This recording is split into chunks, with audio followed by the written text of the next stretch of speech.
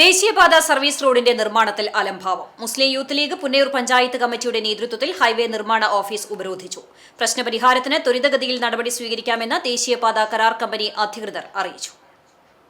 Akalad school മുതൽ ഒറ്റൈനി വരെയുള്ള service റോഡിന്റെ ദേശീയപാത വികസന പ്രവർത്തനങ്ങൾ 6 മാസത്തിലേറെയായി പൂർത്തിയാക്കാത്തതിൽ പ്രതിഷേധിച്ചാണ് ഉപരോധം നടത്തിയത്.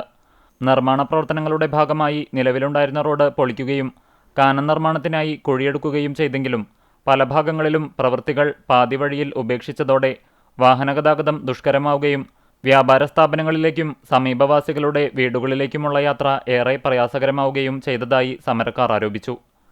തുടർന്ന് നടന്ന ചർച്ചയിൽ കമ്പനിയുടെ ഉന്നത ഉദ്യോഗസ്ഥനായ Tej Rathi Youth League panchayat committee president KA ആഫിക്കുമായി ഫോണിൽ സംസാരിക്കുകയും നാളെ തന്നെ നിർമ്മാണ പ്രവർത്തനങ്ങൾ പുനരാരംഭിച്ച് എത്രയും വേഗം പൂർത്തിയാക്കുമെന്ന് ഉറപ്പു നൽകുകയും ചെയ്തു. ഇതിനെ തുടർന്ന് സമരക്കാർ ഉപരോധം അവസാനിപ്പിച്ചു. Youth League Punnayur panchayat committee president KA ആഫിക്, general secretary Ismail, ward member Muhammad Aslam, Shafi Kuliyat, Muthalib, Farsin എന്നിവർ നേതൃത്വം നൽകി.